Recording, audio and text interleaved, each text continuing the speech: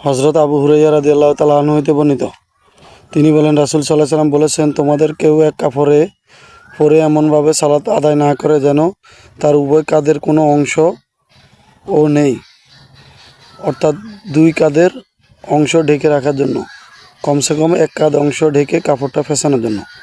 হাদিসটি সহিহ বুখারীতে 359 এবং 360, সহিহ মুসলিমে 4th খণ্ড 52, আহমদে 7311। হযরত আবু হুরায়রা রাদিয়াল্লাহু তাআলা আনহু হতে বর্ণিত, তিনি বলেন, আমি সাক্ষ্য দিচ্ছি যে আমি আল্লাহ রাসূল সাল্লাল্লাহু আলাইহি সাল্লামকে বলতে শুনেছি, যে ব্যক্তি এক কাপড়ে সালাত আদায় করে সে যেন ও কাপড়ের দুই প্রান্ত বিপরীত পাশে রাখে, অর্থাৎ দুই পাশে ঢেকে রাখে ঘাড় পর্যন্ত। হাদিসটি সহিহ বুখারীতে 360 এবং 359 নম্বর রয়েছে। কাপড় সংকীর্ণ হয় যদি। হাদিস নাম্বার 662।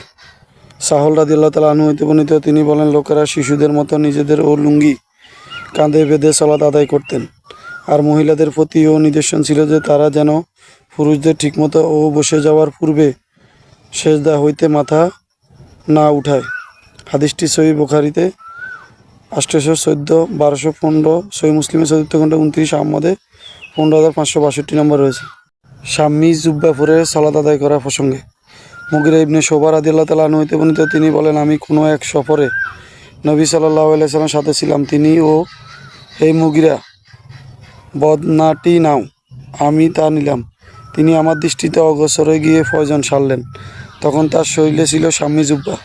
তিনি জুব্বা আস্তিন হইতে হাত বের করতেন চাইলেন, কিন্তু আস্তিন সংকীর্ণ হবার ফলে তিনি নিচের দিক হইতে হাতও বের করলেন।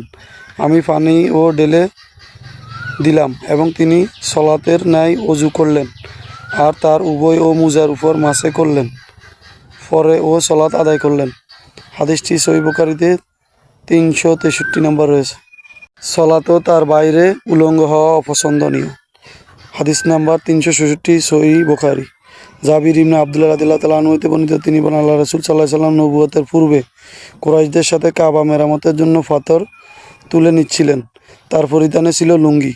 তার চাচা আব্বাস রাদিয়াল্লাহু তাআলা আনহু তাকে বললেন, ভাতিজা, তুমি লুঙ্গি খুলে কাঁধে পাথর নিচে রাখলে তা ভালো হতো। জাবির রাদিয়াল্লাহু তাআলা আনহু বলেন, তিনি লুঙ্গি খুলে কাঁধে ও রাখলেন এবং তৎক্ষণাৎ বেহুশ হয়ে পড়ে গেলেন। তারপর তাকে আর কখনো নগ্ন অবস্থায় দেখা যায়নি।